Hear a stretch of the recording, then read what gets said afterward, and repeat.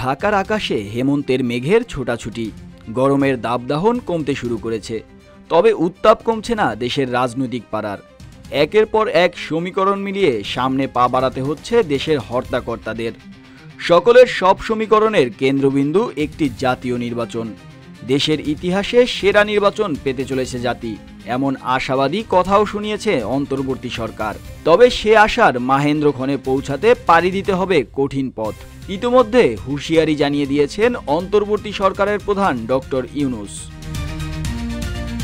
29 October আগামী জাতীয় নির্বাচন নিয়ে প্রথম সমন্বয় সভার আয়োজন করা হয়। এ সভায় ডক্টর ইউনূস বলেন, নির্বাচন বানচালের জন্য দেশের ভিতর ও বাইরে থেকে অনেক শক্তি কাজ করবে। ছোটখাটো নয়, বড় শক্তি নিয়ে নির্বাচন বানচালের চেষ্টা করা হবে। হঠাৎ আক্রমণ চলে আসতে পারে। এ নির্বাচন চ্যালেঞ্জিং হবে। তবে যত ঝড়ঝাপটা আসুক না কেন, আমাদের সেটা অতিক্রম করতে হবে। নির্বাচন এবং গণভোট ইস্যুতে দেশের রাজনৈতিক অঙ্গন রীতিমতো গম গম করছে। এমন নাজুক পরিস্থিতিতেও প্রধান উপদেষ্টার সাবলীলভাবে বাস্তবতা উপস্থাপন এবং সহজ ভাষায় তা বুঝিয়ে দেয়াতে বোঝাই যায় তিনি তার লক্ষ্যে কতটা অটুট।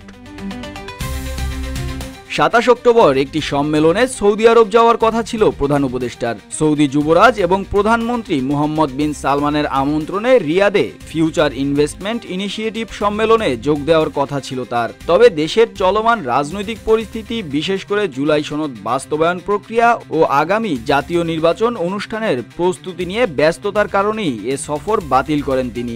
এ সিদ্ধান্ত থেকেও বোঝা যায় প্রধান উপদেষ্টা তার লক্ষ্যে কতটা অবিচল।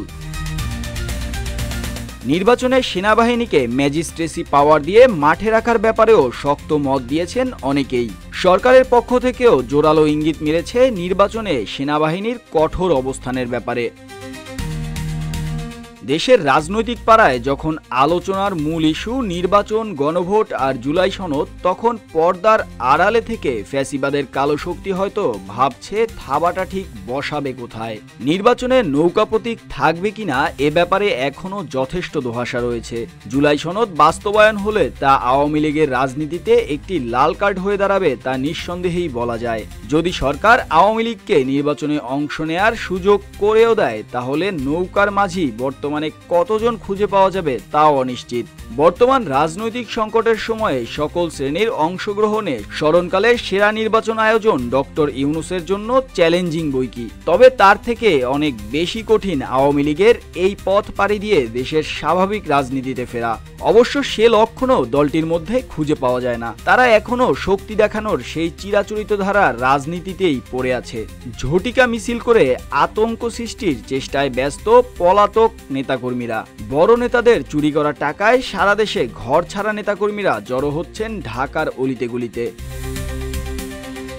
দেশের রাজনীতিতে আওয়ামী লীগ এখন একেবারেই প্রাসঙ্গিক না। দলীয় আচরণেও তারা প্রাসঙ্গিক হয়ে উঠতে পারছেন না এতটুকুও। একটি গণতান্ত্রিক বৃহত্তর দল থেকে আওয়ামী লীগ এখন যেন একটি জঙ্গি সংগঠন।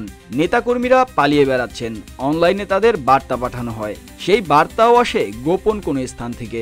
গোপন স্থানে মিটিং করে জড়ো হচ্ছেন নেতাকর্মীরা। অনেকেই পুলিশের হাতে আটকও হচ্ছেন।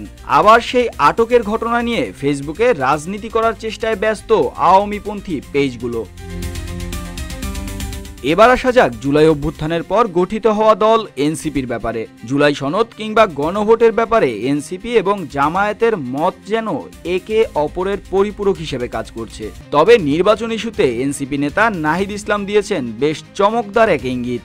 জনাব নাহিদ বলেছেন, ফেব্রুয়ারিতে নির্বাচন আয়োজনই নাকি সম্ভব না। কারণ হিসেবে তিনি বলেছেন জুলাই সনদ বাস্তবায়ন এবং গণহত্যার বিচার সম্পন্নের বিষয়গুলো। এদিকে সকল মত, দ্বিমত কিংবা শঙ্কাকে পাশ কাটিয়ে প্রধান উপদেষ্টার প্রেস সচিব নির্বাচনের ব্যাপারে দিয়েছেন জোরালো বার্তা। তিনি বলেছেন, গণভোট ইস্যুতে প্রধান উপদেষ্টা সিদ্ধান্ত নেবেন। যে সিদ্ধান্তই নেওয়া হোক না কেন, নির্বাচন 15 ফেব্রুয়ারির আগেই হবে। কোনো শক্তি এটিকে পেছাতে পারবে না। অর্থাৎ ফেব্রুয়ারির নির্বাচনের সিদ্ধান্তকে আরও শক্ত ভিত দিলেন এই বক্তব্যের মাধ্যমে। স্পষ্টভাবে বলেছেন 15 ফেব্রুয়ারির আগেই হতে চলেছে বহুল আকাঙ্ক্ষিত জাতীয় সংসদ নির্বাচন। সারা দেশে ভোটের পালে হাওয়া বইতে শুরু করেছে ইতোমধ্যে। অনেক প্রার্থী আগেভাগেই শুরু করে দিয়েছেন নির্বাচনের প্রচারণাও। এমন আকাঙ্ক্ষিত একটি নির্বাচনের ব্যাপারে সময়কাল আগে জানিয়ে তা পেছানো সরকারের জন্য মোটেই সহজ হবে না, বা পেছালেও খুব একটা দেরির সুযোগ নেই তা বলাই যায়। অর্থাৎ 2025 সালটি বিদায় নিতে নিতে ঘনিয়ে আসছে নির্বাচনী দামামা।